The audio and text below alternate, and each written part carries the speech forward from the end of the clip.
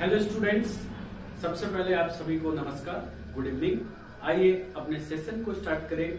आज model paper number 2। बहुत सारे स्टूडेंटों का डिमांड आया है कि सर आप स्पोर्ट द एरर के क्वेश्चंस को बनाएं, तो मैंने 10 इंपॉर्टेंट स्पोर्ट द एरर के क्वेश्चंस को लिया है मैंने कलेक्शन। बहुत ही प्यारा प्यारा क्वेश्चंस है, आइए देखते हैं। उम्मीद करता हूं कि आप लोगों ने इसको एक बार आप इसका स्क्रीनशॉट ले लीजिए और खुद से जरूर ट्राई करिए। बिल्कुल एक्सप्लेनेशन के साथ हम लोग एक एक पॉइंट पे डिस्कस करेंगे। जो सबसे पहला क्वेश्चन है यानी फर्स्ट क्वेश्चन, वो आप देख सकते हैं। कह रहा है कि she is one of the best mothers that has ever lived. बताना चाहूंगा, नोट कर लीजिएगा। वन ऑफ के बाद नाउन प्लूरल होता है और आपका जो वर्ब है वो सिंगुलर होता है। यह इसका बेसिक कंसेप्ट है। दोबारा रिपीट करता हूं, वन ऑफ के बाद नाउन प्लूरल होता है और वर्ब सिंगुलर होता है, लेकिन इसका एक और भी कंसेप्ट है। वन ऑफ के बाद नाउन प्लूरल होता है, उसके बाद यदि कोई रिलेटिव प्रोनाउन यानी हु, हुम, हुज, दैट, विच का प्रयोग होता है, तो वो अपने से पहले आए हुए नाउन के अनुसार आगे वर्ब का प्रयोग लेता है। तो आइए इस क्वेश्चंस को देखते हैं। यहां पर इसने लिखा है वन ऑफ, वन ऑफ के बाद मदर्स लिखा हुआ है, बिल्कुल सही है। लेकिन यहाँ डेट है, डेट एक रिलेटिव प्रोनाउन होता है।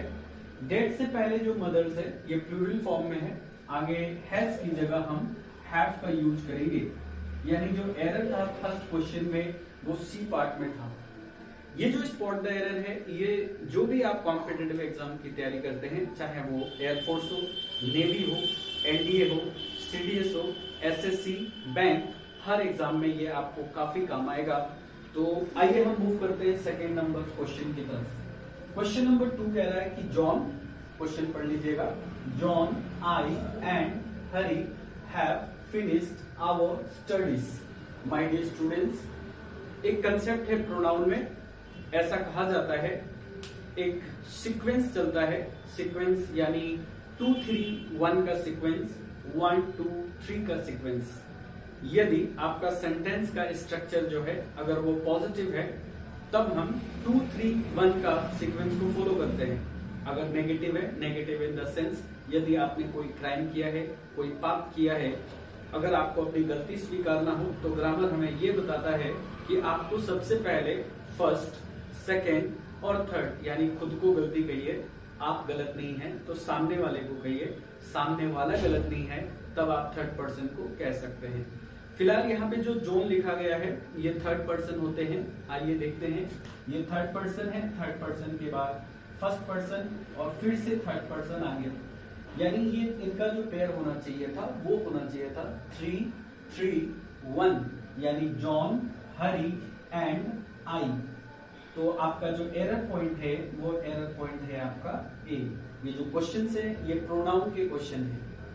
क्वेश्चन नंबर 3 देखिए, कह रहा है neither the mouse nor the lion were caught. Note down कर लीजिएगा। यदि दो सब्जेक्ट को आइदर और neither, nor, not only but also से जोड़ दिया जाता है, तो आगे जो आपका वर्ब आएगा वो हमेशा नजदीक वाले यानी सेकेंड सब्जेक्ट के अनुसार आएगा। और अगर आपका सेकेंड सब्जेक्ट सिंगुलर होता है तो नो डाउट वर्ब सिंगुलर होगा। अगर वो प्लूरल होता है तो आगे आपको प्लूरल वर्ब का इस्तेमाल करना पड़ेगा।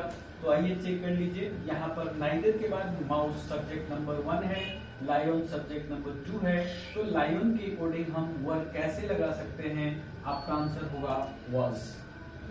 आगे क्वेश्चन देखिएगा, after you will return from new Delhi. जब तुम न्यू दिल्ली से वापस आओगे, आई विल मीट यू, मैं तुमसे मिलूंगा। आपको एक बहुत ही प्यारा सा मैं कंसेप्ट बताता हूं।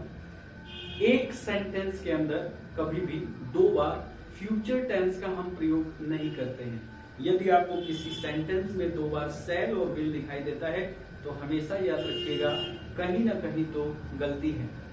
उस गलती को सही करने के लिए आपको याद रखना पड़ेगा कि जहां कंडीशनल सेंटेंस यानी इफ, यानी as if, when, unless, until, after, before, जैसे शब्द अगर दिए जाते हैं तो इनके तुरंत बाद हम कभी भी शैल और विल का प्रयोग नहीं करते। तो देखिएगा आफ्टर के बाद इन्होंने विल लगा रखा है, भैया विल हटा दीजिए यहाँ से, एरर आपका जो है वो ए पार्ट में एरर है। क्वेश्चन नंबर 5 प्रीपोजिशन का क्वेश्चन है, आप एक बार क्वेश्चन को जरूर पढ़ेंगे। कह रहा है कि on last Sunday I met my friend accidentally. Last Sunday यानी पिछले संडे को मैं अपने दोस्त से अचानक से मिला। यहाँ पर जो लास्ट शब्द लिखा गया है इनसे पहले हम ऑन का प्रयोग नहीं करते हैं। आपका जो एरर है वो ए पार्ट में एरर है। क्वेश्चन नंबर 6 देखिएगा। कभी कभी आप लोगों को गाड़ियों की आवाज भी सुनाई दे रही होगी, नो डाउट। मेरा जो रूम है वो रोड के बिल्कुल करीब है, इसीलिए कभी कभी आपको आवाज सुनाई दे रहा होगा, लेकिन कोई बात नहीं। अगर आपके ध्यान मेरी तरफ है तो शायद आपको वो सारी चीजें सुनाई नहीं देंगी। कुछ दिन के बाद हम लोग वोया माइक को ले लेंगे और वोया माइक के साथ एक अच्छे वीडियो बनाएंगे। तब तक के लिए इस वीडियो को आप लोग देखिए, अच्छा लगे तो एज यूजुअल लाइक करिएगा, सब्सक्राइब करिएगा और आगे भी बढ़ाइएगा। आइए मूव करते हैं नेक्स्ट क्वेश्चन की तरफ। कह रहा है ही थिंक्स हिमसेल्फ, बहुत प्यारा क्वेश्चन है, नोट डाउन कर लीजिएगा कि थिंक के बाद हम कभी भी रिफ्लेक्सिव प्रोनाउन यानी जिस शब्द के अंत में सेल्फ लगता है उसे हम रिफ्लेक्सिव कहते हैं। हम रिफ्लेक्सिव प्रोनाउन का प्रयोग नहीं कर सकते, आपको हिमसेल्फ हटाना होगा। एरर आपका जो है वो बी पार्ट में एरर है। क्वेश्चन नंबर 7 देखिए, कह रहा है I like the poetries of Beadon and सेली। माय डियर स्टूडेंट्स, ये जो पोइट्री है ना ये अनकाउंटेबल नाउन है। अगर ये अनकाउंटेबल नाउन है तो इसके साथ हम कभी एस का प्रयोग नहीं कर सकते। पोइट्री पोइट्रीज नहीं होता, सीनरी सीनरीज नहीं होता, लगेज लगेजेस नहीं होता, इंफॉर्मेशन इंफॉर्मेशंस नहीं होता। देखिए तो इस प्रकार से आपका जो एरर है वो पोइट्रीज की जगह आपको पोइट्री लिखना होगा। आगे क्वेश्चन कह रहा है फिर से, unless you will study hard, जब तक कि तुम कड़ी मेहनत नहीं करोगे you can not pass the exam, तुम एग्जाम पास नहीं कर सकते। मेरे दोस्त इसमें अनलेस के बाद जो विल लगाया गया है इसको आप हटा दीजिएगा, ए सेक्शन में एरर दिया गया है। आगे जो क्वेश्चन कह रहा है यानी क्वेश्चन नंबर 9, यदि आपको दिख रहा है तो कह रहा है प्रिंसिपल एंड द स्टाफ, यानी प्रिंसिपल और द स्टाफ दो आर्टिकल का प्रयोग किया गया है, यानी प्रिंसिपल अलग है और स्टाफ जो है वो अलग है। आगे आर दिया है, बहुत बढ़िया बात है। यदि दो सब्जेक्ट को एंड से जोड़ दिया जाता है तो आगे आने वाला जो वर्ब है वो प्लूरल फॉर्म में होता है, बिल्कुल सही है। लेकिन ये जो अवेटिंग लिखा है ना भैया, अवेटिंग का मतलब होता है इंतजार करना, तो वेट फॉर होता है ना कि अवेटिंग फॉर होता है। अवेटिंग गलत है, यानी या तो आप इसको वेट कर दीजिए, वेटिंग फॉर सही हो जाएगा, और नहीं तो अवेट के बाद जो फोर आया है ना उसको हटा दीजिए ना, तो आपका आंसर बिल्कुल सही हो जाएगा। तो यहाँ से आपको फोर को हटाना पड़ेगा। उम्मीद करता हूं कि ये हमारा जो छोटा सा सेशन है आपको काफी अच्छा लगा होगा। लव यू ऑल, जहां रहिए मस्त रहिए और बेस्ट रहिए। Thank you all.